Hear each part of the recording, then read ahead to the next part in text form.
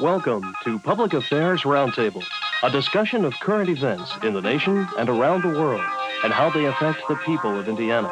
Here's your moderator, Larry Lough. Gary Hart is gone. Who gets the blame? Who gets the credit? The would-be Democratic presidential nominee in 1988 is now something of a political has-been. We'll discuss his situation, why it happened, how it happened, with our guest, Earl Kahn, who is chairman of the Department of Journalism at Ball State University, Larry Shores, who is editor of the Muncie Star, and John Rouse, political science professor and producer of Public Affairs Roundtable. John, are politicians different? Has Gary Hart, in fact, committed some political sin, if not some biblical sin, that has led to his downfall? Has he not been a good politician? I don't know if I can answer that question, Larry. I would like to try to answer the question this way. Bill Safire is a prominent editorial writer. He says that every normal person has something to hide. My point by making this quote is that what is normality? And so I think as we look at this particular issue, sexual behavior, private sexual behavior, private behavior in general, and also a focus upon public implications. In other words, we're looking at private behavior and public accountability and normality. So if I go back to Safire's point, every normal person has something to hide. In this day and time, what is normality? So I think the way to answer the question is that we're charting new ground on this issue. And I don't think the final decision has come about as of this time. Earl Kahn, is this a question for the politicians or a question for you journalists? Well, it's a question for both, I suspect. I agree with John that we're charting new ground, but I don't believe the question is one of normalcy. I think that rather there are two questions that ought to be addressed, and they need to be separated. One is the question of what is the proper role of the press. And I think Larry Lough and Larry Shores and I can all speak, well, and John too for that matter. I also think another question that we need to ask is how much do we need to know about candidates for President of the United States? I don't agree with where Bill Safire is going. Rather, I agree with where Ellen Goodman goes in her recent piece in Newsweek. And I'd like to quote her if I could. Every president serves not just as chief executive, but as chief figurehead, chief role model, chief moral leader, in short, chief American. Anyone who runs for the office knows that there's no room in that job description for chief womanizer. And I think Gary Hart simply apparently did not realize that or chose not to realize it for whatever reason. And I also agree with many other commentators who have agreed that the final question really is one of character. What was at issue here was Hart's truthfulness, his sense of responsibility, and his judgment. And when he held that final press conference and he blamed the media, he blamed the system, he showed no regard for the feelings of others. He took no responsibility for his own actions. As David Broder in the Washington Post put it, thank goodness all of this is happening in a hotel room in Denver and not in the East Room of the White House. I think that says it about what we think we need to know today about candidates for President of the United States. Larry Shores, does the media put a candidate for president in a fishbowl? I mean, should we know everything about Gary Hart or George Bush or whoever's running for president? Do we need to know everything? Well, there's no doubt that we put a candidate in a fishbowl. Of course, they put themselves in a fishbowl to a certain extent by choosing to run. The question as to whether we need to know everything, I think, depends on the candidate himself or herself. I think that in Hart's case, you had a candidate who was associated with some rather vicious rumors for a long, long time. Hart fought off the womanizing issue. I think eventually it got to him, and I think he became somewhat combative with it. And he said, okay, go follow me around. So we did. I don't see us necessarily doing the same thing with a Rich Gephardt or a Joe Biden. There the issue might be different. We might be looking at Biden's record where he's been in the past. Maybe he's not a womanizer. Maybe he's not an alcoholic. If there is a character problem, though, then I think it becomes the media's responsibility to look into that. John? Well, if I could get back to the point, I think Sapphire Earl is saying that previously it was not normal behavior for the press to check into the sexual prerogatives of candidates. Now it has become open for that to occur. And in that sense, this is, I don't like So what is normal press behavior? Has changed somewhat.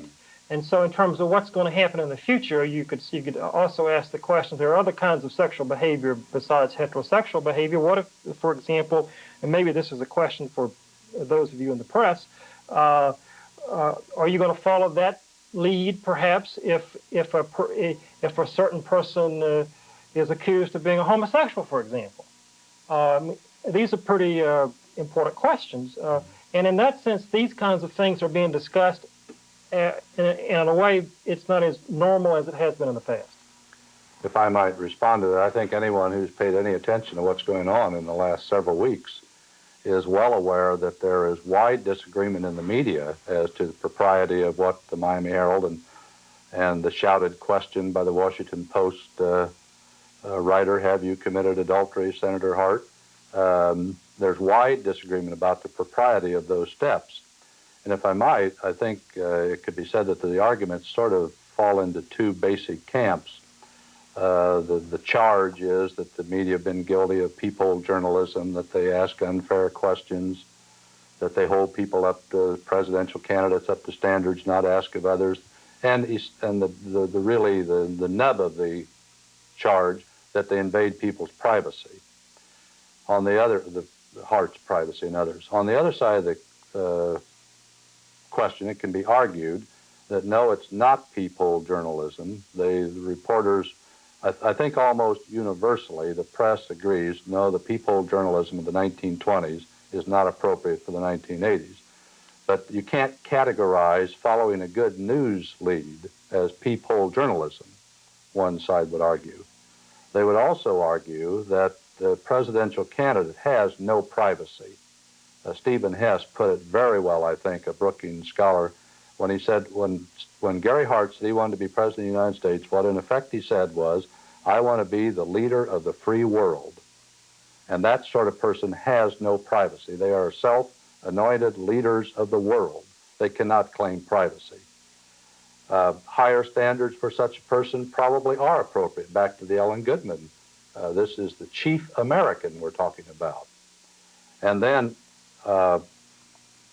can any question be asked of a candidate, however? Should Gary Hart have been asked, have you committed adultery? I think there's less agreement on that. But those are the two camps, I believe, over which the argument is enjoined. And I might add, it's not a new argument. It's one that's gone on for years and years and years. Who's setting the agenda here for how we judge presidential candidates? Is this a media issue? I mean, would anybody have known or cared about this? Would any of the other candidates discussed it had not the Miami Herald camped outside Gary Hart's residence and watched who came and who went? Was this an example of the media setting the agenda for issues that the American people discuss in a presidential campaign? The agenda is interesting. That's an interesting question, because I'm not sure the Miami Herald set the agenda. I think as I said earlier, the problem of the womanizing issue was with Hart long before the Miami Herald camped on his doorstep. I think in this case, Hart himself set the agenda to a certain extent, because Hart made many people uneasy, including people around him, including many prominent Democrats. I think there was evidence that there were Democrat defections. I think there were people who were not sure of Hart, who did not want to get on the bandwagon, even though he was considerably out in front at the time he exited the race. So I think Hart really set the agenda pretty much himself, and we picked up on it. Or are we dealing then with a matter of discretion? Was he just a little less discreet in his sexual dalliances than perhaps other candidates? Are we saying that if other candidates are capable of keeping their, whether it's homosexuality or adultery, out of discussion, if they're able to conceal it, then they're a better presidential candidate? Or should we be looking at perhaps the private sexual preferences of the Gephardts and the Bidens?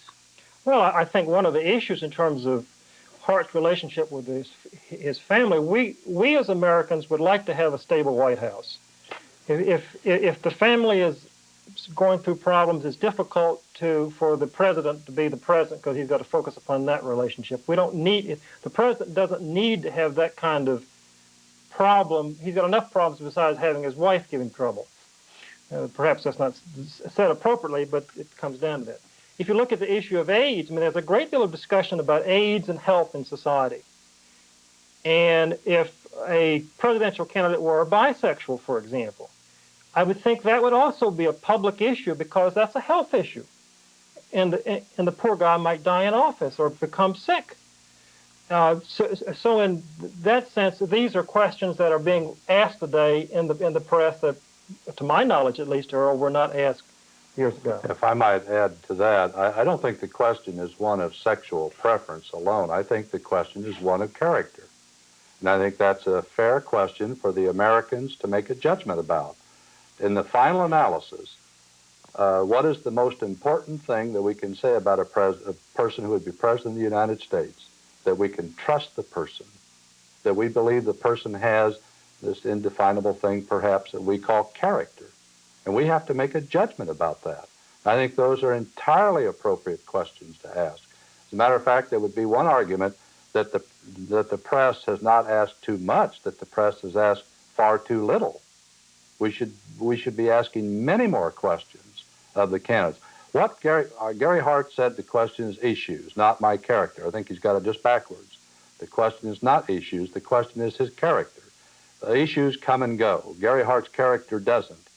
What we need to know about the man who would be president or the woman who would be president of the United States for the next 4 years is not where does this person stand today on a given point, but what is the character of this person? How would this person react when the issues change, and absolutely. Can this person represent me? If I could ask Larry Shores a question. Larry, a newspaper like the Miami Herald, I mean, they're in business. If they wait another 24 hours on this story, somebody else might pick up the story. Is not the situation that the Miami Herald now is in a very good publicity position in terms of selling newspapers. Is this not an economic issue for newspapers in a capitalistic system? I mean, I would tend to doubt that, John. I don't think it's an economic issue. I think it's a question of judgment, when you go with a story. It seems to me in the Herald's case, they were sort of lucky. They didn't have their bases covered. There's the famous revelations that have come out. And I think to the Herald's credit, the Herald has been honest and above board. I mean, after all, how did we find out that they didn't have the back door covered and that the front door was not covered all the time? The Herald told us that. The Herald admitted that. So I don't see it as an economic issue at all. I see it as an issue of deciding when you have the story, when it's in proper form, and you go with it. You don't consider whether you're going to sell more papers with it. The Herald has done many, many fine journalistic endeavors over the years. And I don't really think the Herald is going to be hurt or harmed by whether they hold the Hart story for one more edition. I don't think that was in their consideration. If I could follow up on that, too. I think you didn't specifically say this, John, but I think many people believe that if a newspaper publishes a story such as this, that this then means they sell tens of thousands of extra newspapers. That simply is not the case. Most newspapers are home delivered. There are only a few major cities in the United States where street sales are significant. So the theory that if you publish sensational stories, you're going to sell all these thousands of papers simply is not the reality. To some extent, it works that way. I remember, although we sell like 30,000 newspapers daily, the day that President Reagan got shot and IU won the National Basketball Championship in 1981, and all having the same day and the Oscars were canceled, we sold an extra 1,000 newspapers. Now, 1 in 30, that, 3% But that's increase. 1 in 30 in 1 in 365 days. Right. I mean, that, in terms of the economics of the Muncie Star, that's totally insignificant. Right. In the overall picture of things, the news doesn't sell. Sure. if I could follow up with another question from Larry Shores. It seemed to me, Larry, that once the Miami Herald broke the story that they were perhaps maybe 80% correct, but they had to make their case as if they were 100% correct. They were absolutely correct. Mm-hmm. Do you think that newspapers, once they come onto a hot property like that, that they have to say we're absolutely correct in everything we said? Because if they do not say so, they're not credible. No, I don't think you have to defend it to the utmost. I think you have to say that here's what we know. There may be holes in this. There may be holes in every story. There are holes, perhaps, in every story. I think that in the Herald's case, as I said, it had enough of a story, and it was confident enough that it went with the story. So I don't think that we have to defend what we print necessarily to the utmost. I think we have to be reasonably confident that we have answered all of the journalistic standards of each story. Has this put politicians on notice, John Rouse, that we are moving into a different era, or is this just business as usual for politicians? Is this expected? Well, I think that politicians are absolutely on notice in terms of almost every issue. It gets back to the point that I made earlier. Private matters with public implications, private behavior and public accountability. I see very little difference in terms of those issues, and once you get in that fishbowl, you're in it. Back to Earl's point, however, I think what the American public will focus upon personalities. They can understand personalities, as Earl was saying, as a focus upon trust and honesty and so forth. They have a lot more difficulty trying to focus upon the complex issues of society. In other words, what do we do about this ship that's been hit in the Persian Gulf? 37 soldiers have been killed for no good reason. The issues of society are just too heavy, and so therefore they can focus upon, does this guy cheat on his wife? Is he honest? That kind of thing. I think just amplifying that, there has been one change that has occurred or is occurring for politicians, and that is I would guess, a growing realization that they can't have it both ways. In other words, when the politician says, I don't want you reporting on my private life, of course he really doesn't mean that. What he really means is, I want you to take the pictures of my wife and our smiling children. Gary Hart loved it in Colorado when he announced, and there was the Hart family gathered. He had no problem with that. He much desired that, of course. So politicians have been very happy to tote out their wives and children when it was to their advantage. But what the other side of the coin was, don't say anything bad about me. And of course, this goes back then to the quote that I have used for so many years about objective reporting, and attributed to John Merrill of Louisiana State. People will constantly say, what I want the press to do is to report objectively. Now, what they really mean, he says, the working American definition of the word objective is this: you're objective if you agree with me. That's the working definition of the word objective. So if you say good things about me, if you laud what I'm doing, the press is objective, that's fine. But when you disagree with me, when you point out some of my problems, now the press is prying into my private life. Well, I think that probably the politicians are on notice in a way that they've never been before. Folks, that day's over. You can't have it both ways. We don't have to go back to the peephole journalism of the 20s, but let's just go back to the 60s and Jack Kennedy. Should the press have been reporting his liaisons with Marilyn Monroe or Judith Exner, or we can go back to Eisenhower and his indiscretions, or FDR. Is this a different breed of journalists today, or a different breed of journalism? I mean, we're just talking 20 and 30 years ago now. We're not talking 50 years ago. That's a $64 question, as they used to say.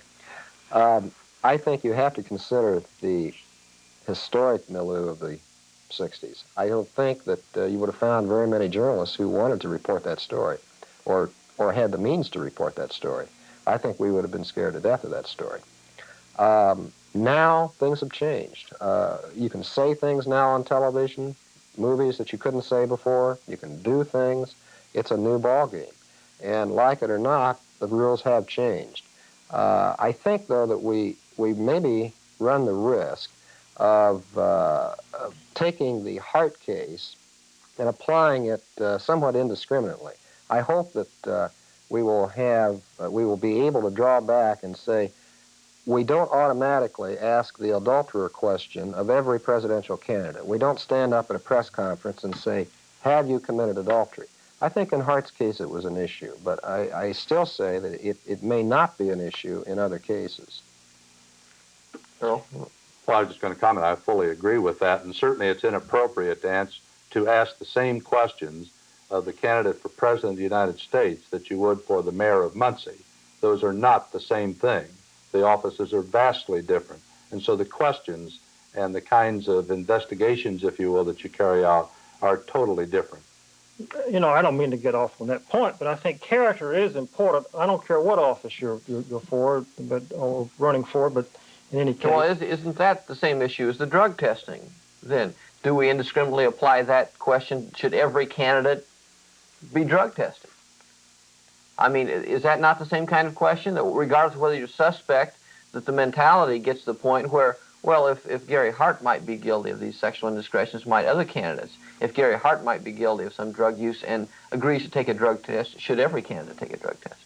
Well, I don't know about that, but for example, Senator Biden, as I understand it, you mentioned him a while ago, Larry, the question he's going to have to confront is his temper, as I understand it.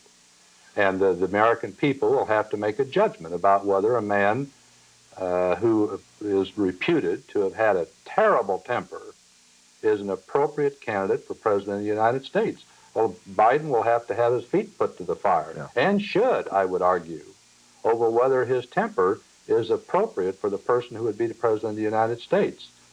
Are these new questions now that we didn't get into Jack Kennedy's or the Dwight Eisenhower's, or what their private moments were like? Well, weren't we very much? Didn't we always look at the public persona and not really get into the private? Well, Harry Truman had a temper. You know, if a bad temper would preclude you from being president, we'd be in trouble.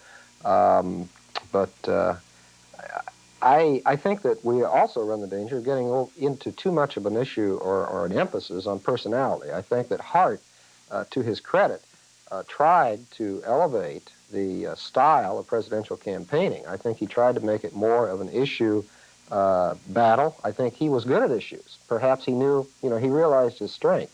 So he wanted to stay on the issues. Now, all of a sudden, we're looking, it seems to me, entirely at personalities. Now, I think this phase will pass. I think once Hart is gone and we quit talking about Hart, then maybe we'll get back into to the media and the candidates becoming a little more issue-oriented. Larry, if I might, these two fellows have used the term personalities. That's not a term I've used. The term I've used is character, and I think those are different words. I'm not talking about People magazine. I'm talking about assessing the character of a candidate for President of the United States. I think that's a very different thing than simply being interested in people as personalities. Well, let me combine those two words, character and personality. I mean, this whole focus upon a sexual relationship is one that Hart had is one of what is the character of his personal relationships with other people. I mean, obviously, an affair is a very focused kind of relationship, and the question is, what kind of relationship does he have with people? And it seemed that Hart, by his own admission, was reluctant for people to get to know him. Take another illustration. Hart, Howard Baker, Donald Reagan. Personalities in terms of who they relate to. Howard Baker, for example, is a person who relates to many, many, many different people in terms of politics and economics and so forth. Donald Reagan was a fellow who related mainly to the corporate structure, and the White House suffered because of it. And so we have to look at the focus in terms of what kinds of relations. How do these people relate to other politicians? How do they relate to different segments of society? And I think the fact that Hart refused to let people inside of him, or that was my perception, was a concern. Yeah. Well, if I might, again, I don't think the question is Gary Hart's sexual experiences. That's really not the point. The point is, how did Gary Hart respond to that? Yeah, I agree. And he responded by taking none of the blame, by blaming the media in the system, and by hurting people who was close to him. Now, I think that says something about the person's character. And in that sense, he reminded us of Richard Nixon. Absolutely. Sure. Was it not a cumulative thing, too? Wasn't there a suspicion in the American mind? I mean, there was in mind that you've got a guy who changed his name, who tried to change his birth date, to a sense, that you begin to wonder about the personality or the character of somebody who might be a little quirky. Doesn't that lead to some suspicion? Nothing to do with issues, but don't you suspect that character? I think that helped fuel the fire, certainly, yes. a cumulative effect of things. Well, where do we go now, John, with the Democratic nomination? Do we have a front runner? I see Jesse Jackson, in terms of name recognition, is perhaps atop the heap. Oh, you really got me on radio and TV saying I really don't know. I think we just really have to wait and see. I don't think there's, given the candidates who are out there with their visibility, the one thing that Hart did have was visibility. And none of the others, except for Jesse Jackson, has any visibility. But I think everyone agrees that he is not going to be the candidate. Earl, you've been active in Democratic politics. Are you getting any feedback from fellow Democrats on None whatsoever. I would comment, though, that I liked what Paul Simon said. I don't agree with him, but I liked his ability to say it. When he tried to pick up the Hart supporters, and a reporter said to him, well, Senator Simon, will your private life stand up to public scrutiny? And his answer was, I'm not a candidate for sainthood, I'm a candidate for the presidency, which I thought was a beautiful statement. Now, I think it dodges the issue a bit. No, he's not a candidate for sainthood. But the same question has to be asked of Paul Simon. What are the character of Paul Simon? Now, the little I know of him, I think it'll stand up. But I liked this quote. I thought it was good. If I could get back to another question for Larry Shores here. Speaking of character... 1 minute, quickly. How is the journalism business changing in terms of what kind of young people are coming into journalism in terms of their character, their interest, or so forth? I'm going to disappoint you here because I'm going to say they're about the same. I don't think that we've attracted a different type of journalist, even though we've had Watergate, we're having Hart now. But I really think that they're about the same. Characteristically, I don't believe they're any more liberal, any more conservative than they've always been.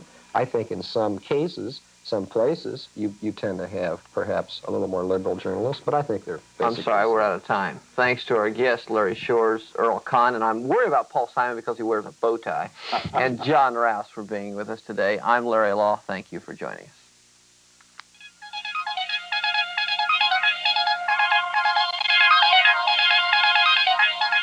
If you have comments regarding this program, please address them to John Rouse, Box 149, Muncie, Indiana, 47305.